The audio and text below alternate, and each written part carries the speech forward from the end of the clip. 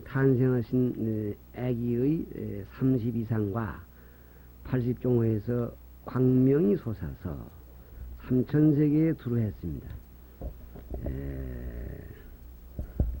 이것은 어쩌면 이 아기의 탄생하심을 알리는 일도 되겠죠. 그러니까 하늘과 용 등 팔부 가운데는 하늘과 용을 비롯해서 8부류가 있다는 얘기는 이미 말씀했는데, 이런 팔부가 하늘에 가득히 퍼져 하늘의 풍악을 울렸으며 하늘에 가득 퍼져 쳐서 하늘 음악을 알립니다. 축하하는 음악이죠. 묘한 향과 꽃과 그리고 영락과, 영락이란 말은 구슬영 구슬락, 그래서 영락이란 말은 불교에서만 주로 많이 쓰는 그런 그 수로입니다. 영락이란 말은 이 구슬과 이런 알록달록한 그 옥들을, 구슬이 옥입니다만은 그걸 끼워서 목걸이를 만드는 것을 영락이라고 합니다. 그러니까 이 꽃목걸이가 되겠죠.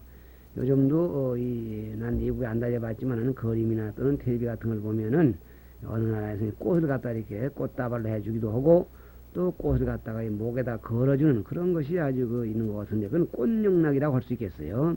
그래서 묘한 향과 꽃과 그리고 꽃으로 만든 영락과, 그 다음에 하늘 옷이, 하늘에서 입는 옷은 아주 훌륭한 좋은 옷인데, 그런 옷이 비 내리는 날은 후를 비처럼 하면서 뿌려졌다는 얘기죠. 이루다 실 수 없었다. 여러 가지 형태, 옷도 내려오고 여러 가지가 다 내려왔는데, 그 내리는 종류, 내리는 모습은 그 형태는 다 이루다 힐 수 없고 다. 그리고 과로가 했어요. 나타난 상스러운 일이 34종이 있으나 34가지가 있으나 생략한다 해서, 요거는 이 대본 자체에서 그렇게 얘기를 하고 있습니다. 나타난 상스러움에 의해 무중생들이 두루 이익을 얻었으니, 이 상스러움에 무중생이 이익을 얻는다. 어떻게 그 이익이 얻느냐? 그런 상스러움이 있음과 동시에 부수적으로 나라에 복이 됐어요. 어떤 이익이 있느냐면, 지옥은 고통이 멈추었으며 훌륭하신 아기가 탄생하셨다 해서 지옥에서는 고통이 잠시 멈춰졌고, 또 같은 날에 8나라 왕이 모두 태자를 얻었고, 모든 석시종족에서는 500명이 아들을 낳았고, 아들 낳았다는 얘기는 아마 그때도 아들 낳는 걸 하나의 경사로 하나 쳤던 모양입니다. 석시종의 아들을 낳게 됐고, 나라 안에 장자 거사는 요 앞에서 얘기를 했습니다. 거사 또는 장자들도 모두 아들을 보았으니, 즉 낳았으니 그 수요가 84,000에 이르렀다. 84,000, 저 위에서 지금 하늘나라에서 인간 세계로 와서 태어나는 그런 이 많은 이 하늘 무리가 있었는데, 그 숫자가 얼마냐면 99억. 막 그들이 모두 내려와 태어났다고 생각하면 좋겠죠. 84,000이 이르렀다. 마국간의 말은 망아지를 낳았고, 궁중에서는 500군데의 숨겨진 보배광이 저절로 드러났고, 이 보배광 이런 말이 불교 경전에는 많이 나옵니다. 다시 말하면 이건 요즘 말로면은 이 보물이 꽉 쓰여진 채로 가리워졌던 곳입니다.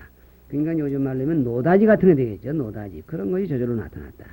그냥 금도 그냥 돌을 받아 가공하는 것이 아니라 그냥 이렇게 숲속에서 헤치고 주워내면 그냥 금인 거, 그런 것이 궁중에서 나타나니 국가적으로도 큰 이익이 됐다, 이런 말이죠.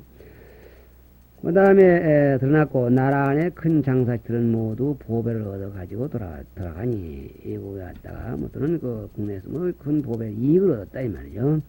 태자의 이름을 실달타라고 했다. 십달타, 한자는 실달타인데 십달타, 원어는 십다아르타죠. 십다아르타 장으로.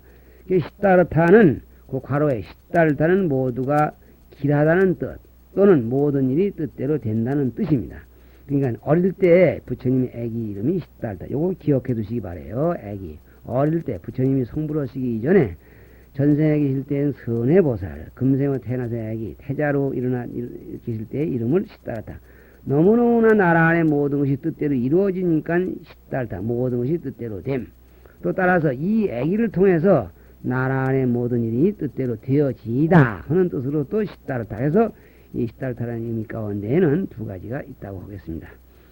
태어나신 지 7일이 되자 어머니이신 마야 부인이 별세하시니 이것이 좀 섭섭한 일입니다. 아기가 태어난 1년 만에 어머니가 돌아가셨어요. 아니 큰 스승을 잉태했던 공덕이 크므로 위로 도로천에 올라가 태어나서서 저절로 누리는 복을 받으셨다. 좀 더 사셨으면 좋을 텐데 인간적으로 됐더니 아주 큰 일입니다. 겨우 1년 만에 돌아가셔서 어디로 가셨냐면 위로 도리천에 아까 얘기했지만 33천 한복판에 제석천하 있는데 거기에 올라가셔서 저절로 누리는 복, 거기에 올라가면 모든 복이 저절로 이루는데 그런 하늘복을 누리셨다. 저절로 누리는 복, 그것은 하늘복이라는 말과 같아. 그 복을 받으셨다. 어째서 그렇게 됐겠냐? 큰 성인을 잉태하셨다. 이렇게 출산시킨 그 공덕으로 하늘세계에 올라가셨다. 여기에 이제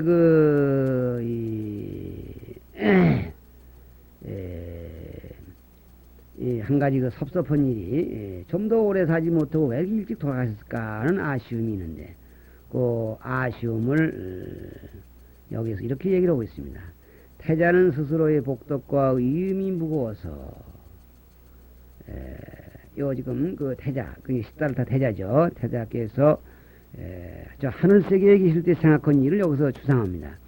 스스로의 자기 자신이 가지고 있는 복덕과 위엄이 너무너무나 무거워서 어떤 여자도 자기의 절을 받을 수 없음을 잘 아셨으므로 그랬어요. 절을 받는 말은 아기가 좀 커서 어머니를 알게 되면 요즘 뭐 2살만 돼도 엄마한테 절해라 뭐 세배해라 그래서 절을 자꾸 시키는데 이 어머니가 아무리 훌륭하다 하더라도 이 부처님은 3계 만류 중생을 전부 제도할 뿐이라. 근데 비록 갓난애기지만 어린애기지만 절을 받을 수가 없어. 절을 받아서는 안 되기 때문에 스을 잘 아셨으므로 이 말이에요. 그런 처짐을 잘 아셨으므로 머지않아 돌아가실 분을 골라 태를 빌리신 것이다. 그랬네요. 저 위에서 마야 부인의 태를 빌린 것은 마야 부인이 가장 정숙하고 여러 생 동안 부처님의 어머니시였다는 것을 감안해서 태어드셨다. 그래서 여기서는 또 한 가지 조건이 있는데 머지않아 곧 돌아가시게 된 상태에서 태어드셨다. 여기서 한 가지 참작할 것은 다른 경리도 늘 나오고 역사에 나오지만은 이 정바람과 마야 부인이 늦도록 아들이 없으셨다는 얘기입니다. 늦도록 아들이 없어서 고민하던 그때 늙음하게 아들 하나를 낳으시고 그 영광을 못 보시고 세속말로 하자면은 돌아가셨는데 그렇게 된 이유는 뭐냐? 젊어서 이렇게 돌아가시면 젊어서 부처님이 태어나시면 이 어머니에게 절을 해야 되고 이 부처님이 어머니한테 여자한테 절하는 결과가 되니까 안 되고 그래서 돌아가실 무렵이 다 된 다음에 그 태를 빌려 의지해서 태어나셨다. 그런 얘기예요. 그때 이모인 마파사 파제 부처님의 그러니까 이모님 그러니까 마야 부인의 아우님이시죠. 태자의 양육을 맡았으니 어머니와 조금도 다름이 없었다. 그 당시 인도의 풍속은 딸이 형제인데 형이 시집가서 죽으면 그 동생이 아직 미혼전일 때에는 그 형 자리로 시집을 가는 것이 상례였다고 합니다. 여기서도 마파사 파제라는 분이 이 마야 부인의 뒤를 이어서 정반왕의 그 말은 기비죠. 기비가 돼서 이 시달타를 양육했다 이 말이죠. 그 다음 표제에 아사타 선이라는 표제가 있네요. 35페이지 중간. 바라문들을 불러서 바라문은 아까 말씀 수파되겠지만 종교인이요 학자입니다. 바라문들을 불러 관상보는 바라문입니다. 태자의 상을 점치게 하니 관상을 보게 하니 처음 보는 일이라 찬탄하면서 찬탄은 놀래 칭찬하는 거죠. 하면서 이렇게 말했다. 집을 떠나 도를 닦으면 온갖 지혜를 이룰 것이요. 온갖 지혜는 온갖 종자 지혜와 같은 말입니다. 온갖 지혜 모든 사물을 똑바로 하는 지혜를 온갖 지혜. 온갖 지혜를 이룰 것이요. 집에 있으면 전련승왕이 될 것입니다. 출가하면은 온갖 지혜를 이룬다 하니까 부처님이 될 것이고 또 집에 있으면 전련승왕이 될 것입니다. 이미 부처님이 아직 부처님이 탄생하시기 이전이지만은 이미 인도에는 이 바라문교라는 것이 있다는 것은 수차 얘기를 했습니다. 이 바라문교에서도 이 세상을 완전히 구제할 수 있는 그 사람은 일체지혜, 온갖 지혜를 가져온 분이라야 된다. 이런 얘기를 했는데 이 애기야말로 집에 계시면 온갖 지혜를 가져서 온 세계를 구제하실 대성자가 되실 것이고 이런 말이죠. 집에 있으면 또 사천하를 통일해서 위대한 업적을 남길 제왕이 될 것입니다. 전륜성왕이 될 것입니다. 이랬다. 왕은 이 말을 듣고 매우 기뻐했다. 바라문은 다시 사려기를 아사타라는 범선, 범자는 바라문을 음역한 말이라고 그랬죠. 그러니까 바라문 선임, 즉 아사타라는 이름을 부르는 바라문 학자, 자기네 동족인 같은 바라문 가운데 대학자를 범선 그랬어요. 범선은 오신통을 갖춘 이로서 오신통은 5가지 신통입니다. 가지 5가지. 뭐가 신통이냐? 신통이라는 말은 여기는 한자음을 안 넣었지만 귀신신 통월통, 싱그럽게 통한다, 신비하게 통한다. 우리 인간 같으면은 꽉 맥혀있을 자리에 신기하게도 통한다. 그래서 우리 인간은 통하지 못하는 게 여러 가지가 있어요. 아무리 가까운 데 있어도 종이 한 장만 가려놓으면 그 종이 뒤에 것을 못 보고 맥힙니다. 그런데 신통을 얻은 사람은 그걸 봅니다.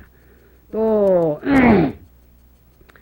우리 인간은 하루에 죽도록 걸어봐야 100리를 걸으면 더 이상은 못 걸습니다. 근데 신통을 얻은 사람은 하루에 1000리 걸어다닙니다. 이것을 이런 등등으로 해서 이것을 신통이라 합니다. 그래서 이러한 신통이 5가지가 있는데 천이통, 하늘천자 귀자 천이통, 이것은 먼데 소리를 초인간적으로 듣는다. 천안통, 순서가 좀 바뀌었지만 천안통, 하늘천자 눈한자, 이건 먼데 것을 맥힌 것을 다 본다. 세 번째로 신족통, 귀신신 발족, 신기로운 발걸 말이죠. 그래서 이건 초인간적으로 먼 거리를 자유롭게 다닌다. 네 번째는 타신통에서 다를 타 마음시, 다른 이가 마음 먹고 있는 것을 꿰뚫어 아는 겁니다. 다른 사람이 저 사람이 뭔 마음을 먹고 있다. 그 다음에 이 5째는 숙명통, 그래서 잘숙 목순명. 숙명이라는 말은 전생의 일을 똑 떨어지게 잘 아는 것이 숙명통입니다. 그러니까 전생이 잘하는 것도 이거 놀라운 일. 이래서 이 5가지를 묶어서 5가지 신통, 즉 오신통이라 합니다.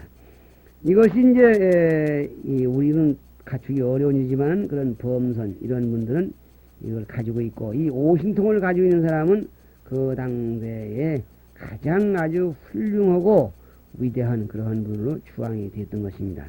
그러나 부처님은 나중에 성장하셔서 출가수도 부처님이 되신 뒤에 이 오신통을 갖추신 애에 부처님에게는 6가지 신통, 즉 6신통이라고 해서 여기 지금 천안통, 천이통, 그 다음에 신족통, 타신통, 숙명통, 이 5가지 애에 누진통 1가지가 더 있으십니다. 이건 부처님만이 얻는 거예요.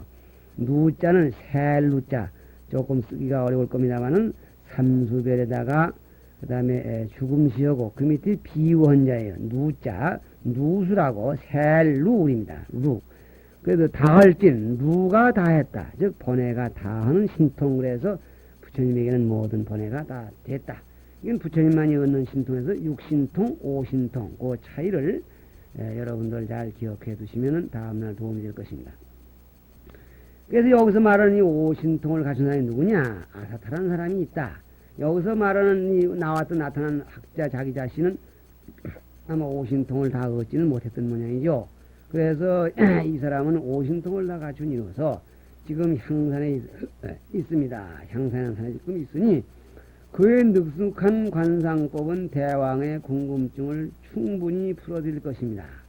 자기가 보기에는 집에 계시면은 전륜성왕 출가하시면은 대성자가 되실 것으로 보이긴 하는데, 더 이상 궁금한 게 있으면은 아사타 선인을 한번 불러 물어보십시오, 이 말이겠죠. 왕이 잠시 그 일을 생각하는데 그는 벌써 멀리서 알고, 이 아사타 선인은 타신통 있는 사람이야. 다른 사람들이 뭐 생각하는 것도 다 알고 있어. 벌써 이 왕이 그 일을 생각해. 그럼 아사타 선인을 좀 오라 그래 해갔다. 요 일을 생각하고 있는데 그는 벌써 그런 말은 아사타예요. 아사타는 멀리 향산인데 얼마나 거린지 모르지만은 멀리 있으면서 벌써 이 정반왕이 그런 생각하는 걸 알고 허공으로 날아와서 태자를 뵙자마자 갑자기 슬피 울었다. 허공으로 날아 쏙 들어와서 관상을 청천대 와서 봐드리는 거죠. 그러면 관상을 척 보자마자 우는 거야. 왕은 근심스러워서 34페이지 첫째 줄. 왕은 이 우는 그 아사타선을 보고 근심스러워서 선인에게 묻기를, 선인은 아사타선이죠. 태자에게 상스럽지 못한 상호라도 있는가? 상스럽지 못한 불상, 불길조, 불길한 말이죠. 상스럽지 못한 상호, 상은 30 이상, 호는 80종옥을 해서 모습이죠. 뛰어난 모습 또는 잘생긴 모습. 이러한 생김새 등등의 관상에서 좋다는 게 있는가 하니 선인은 이렇게 대답했다. 태자께서는 30 이상을 골고루 갖추시니 집에 계시면 전륜성왕이 되실 것이요. 집을 떠나시면 부처님이 되셔서 큰 법수레를 구리실 것이온데, 큰 법수레, 이것도 처음 보는 말이죠. 큰 법수레. 큰데, 법법, 법도 수레윤, 법수레입니다. 이걸 한자로 그냥 대법륜 그리죠. 대법륜. 우리가 지금 여러분들도 흔히 보실 겁니다. 우리 불교 행사 때나 무슨 신도의 행사 때나 보면은 이 배 무슨 그 이렇게 그 저 운전대 모양으로 둥그런 데게 손잡이 같은 게 있고 이렇게 그 새 거미는 얼거지는데 이것을 법륜 마크라 그러죠. 법술의 마크. 이 법술의 마크는 뭐냐? 전륜성왕이 어디를 갈 때 그 앞에다가 이 금수레를 굴리면서 가면은 그것이 전륜성왕이 되는 걸 알고 모두 그 위험에 굴복되고 귀양한다 그랬습니다. 부처님은 그런 그 무형적인 수레를 굴리고 지나가신 게 아니라 바른 법이라는 수레를 앞에 내세우고 굴려가신다고 해서 이 큰 법수레라는 말은 실제로 어떠한 수레를 굴리는 것이 아니라 부처님의 법이 자꾸 퍼져나가는 것을 이 전륜성왕의 수레, 금수레에 굴리는 것에다 견주어서 상징한 말입니다. 그러니까 큰 법수레를 굴리실 것이온데 하는 큰 법을 자꾸 퍼뜨실 것이온데 이렇게 보면 되겠어요. 그러니까 법륜, 대법륜이라는 말은 그 의미가 전륜성왕이 금수레를 굴린다는 데 견주어서 부처님은 법의 대왕으로서 법의 수레를 굴리신다. 그러할 뿐이시 분명한데 제 나이임이 120세이어서 오래지 않아 죽을 것임에 설법을 들을 수 없사오니 그것을 스스로 슬퍼하는 바이옵니다. 그게 참 안타까워서 그래서 울고 있습니다. 이 말이야. 그러니까 결정적으로 부처님이 되실 그런 방향으로 이 아사사선인은 점을 쳐낸 겁니다. 34페이지 가운데 표제 천중천 하늘 가운데 하늘 이랬네요. 하늘 가운데 하늘. 태자가 차츰 자라자 왕의 분부에 따라 대자재 천신의 사당에 아련하는데 그랬어요. 그러면 아기가 차차 커서 3살만 되면은 대자재 천신이라는 그 천신을 이 궁엔 궁안에다 모셔놓고 또 지방엔 지방대로 지역별로 이렇게 대자재 천신의 사당을 모셨는데 이 대자재 천신은 뭐냐? 글자 그대로 큰데 자재는 자유하단 말이죠. 대단히 자유스러운 하늘의 신장 그런 말, 대자재 천신. 이것은 인도에 있던 그런 상징적인 신인데 이것을 그 마해수라라고 이렇게도 말합니다. 우리나라 전하는 말 마해수라. 오늘은 마해수라바 그래서 이것은 이걸 번역하니까 대자재 천이 됩니다. MAHE 그래서 마해가 됩니다. 그 다음에 SVARA 그래서 마해수라바. 그런데 이 마해수라바가 대자재천이야. 이 세상에 자유로워서 어디에도 걸 것이 없는 그러한 천왕입니다. 이 마해수라 천왕이 이 대자재 천왕이 생긴 모습을 얘기한다면 눈이 3개야. 양쪽 눈이 있고 정수리에 눈이 하나 있어. 그게 특징입니다. 그래서 그리고 팔이 8개야. 팔이 8개. 그래서 이러한 그 위력을 가지고 있고 능력을 가지고 있어. 우리가 2눈만 가지고 있으면 양쪽만 치우쳐 보기가 쉬운데 가운데 눈이 하나 더 있기 때문에 공정하게 보는 힘도 있다고 합니다. 손이 우린 2개뿐인데 팔이 8개가 있기 때문에 천하 모든 만물을 이루기도 하고 파괴하기도 할 수 있다. 이렇게 해서 애도의 한 부분은 이 세상을 주재하는 이 세상을 만들어내고 파괴하는 그런 주체자라고 이렇게 얘기를 합니다. 그래서 이 마해수라 천왕은 인간의 수명도 길게도 해주고 짧게도 해주는, 즉 어린애기가 나오면 3살만 되면 반드시 마해수라 천신 앞에다 갖다 절을 시키고 고사를 드리게 되어 있었어요. 그래서 이 마해수라 천이 이 없이 10달 태자도 이제 찾아가게 된 겁니다. 그래서 사당에 아련하는데, 천하에게 비러 가는데 모든 신상이 천신의 모습이죠. 부처님을 주상에 모신 것을 불상 그리는 것처럼 마해수라 천신의 상이 일어나서 모두 자리에 앉은 모습으로 모두 해놨는데 벌떡 일어나서 태자의 발에 절하거늘, 조금 신기한 얘기입니다만 그 신상이 모두 걸어 내려와서 태자의 발 앞에 도리어 절을 해. 왕이 깜짝 놀라 탄복하기를, 내 아들이 하늘의 신 가운데에서 가장 수승하니 하늘 가운데 하늘이로다.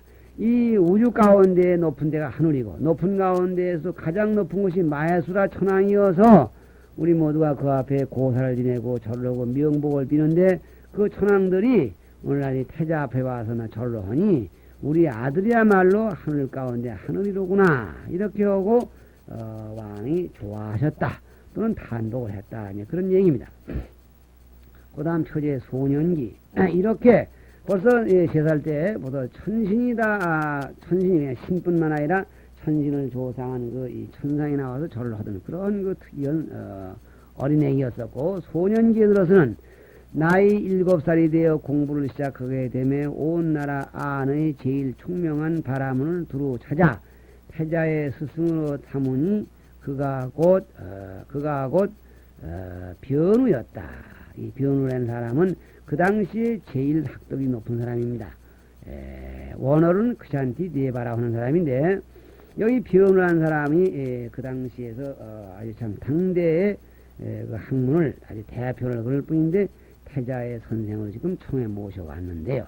그 모셔온 천생의 천마디에 태자가 이렇게 물어요. 태자가 묻기를, 무슨 서적으로 가르쳐 주시려? 나에게 뭔 책을 가르쳐 주시렵니까? 이 물었어요. 아니, 스승이 대답하기를, 범서는 두말할 것 없이 브라흐마나 하느님, 브라흐마나라는 하느님이 내려준 그런 서와 카류서도 역시 그 당시에 그 브라흐만 교에서 믿고 있는 가장 고전적인 서적의 하나라고 이렇게 생각해 두시면 되겠습니다. 우리들 자신도 그 내용을 사실은 잘 모릅니다. 태자가 물었다. 그 밖에 다른 책이 64종이나 있는데 스승은 어찌해 둘만이 있다 하시오.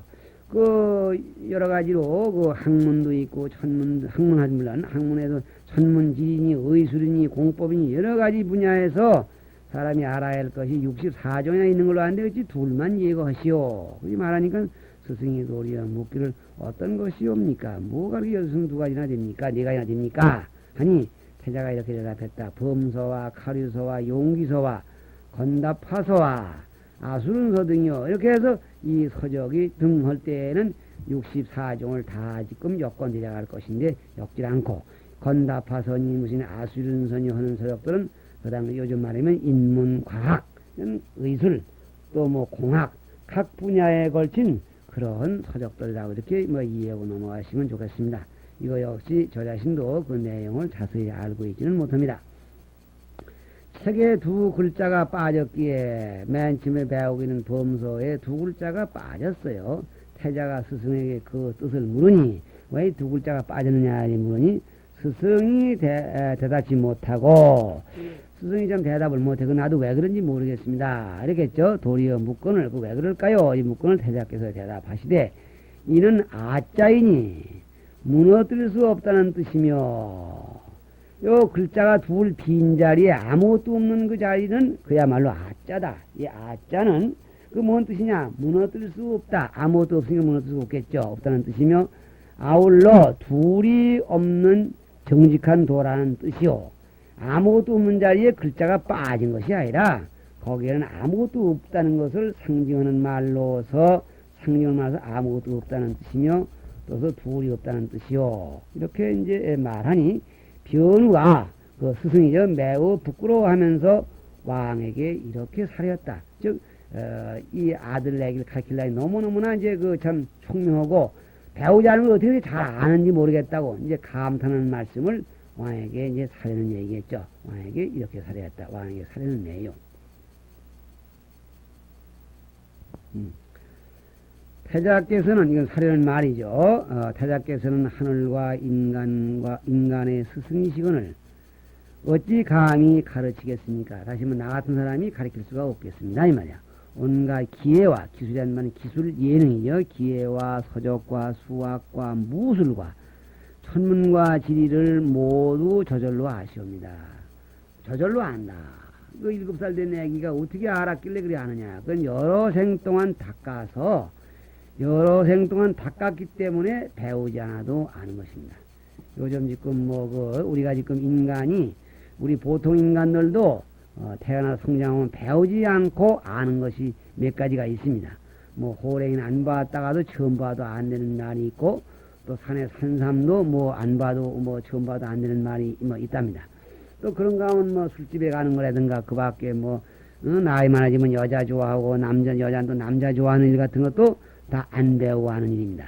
이것이 다 여러 생 동안에 익혀서 저절로 아는 것인데, 여기 태자는 여러 생 동안 사마승직업을 공부를 다 하고 나오셔 마지막 지금 생 나오셨기 때문에 그런 방면보다도 이쪽 방면에 그만 그대로 익히신 것이 반영돼 나오는 거예요.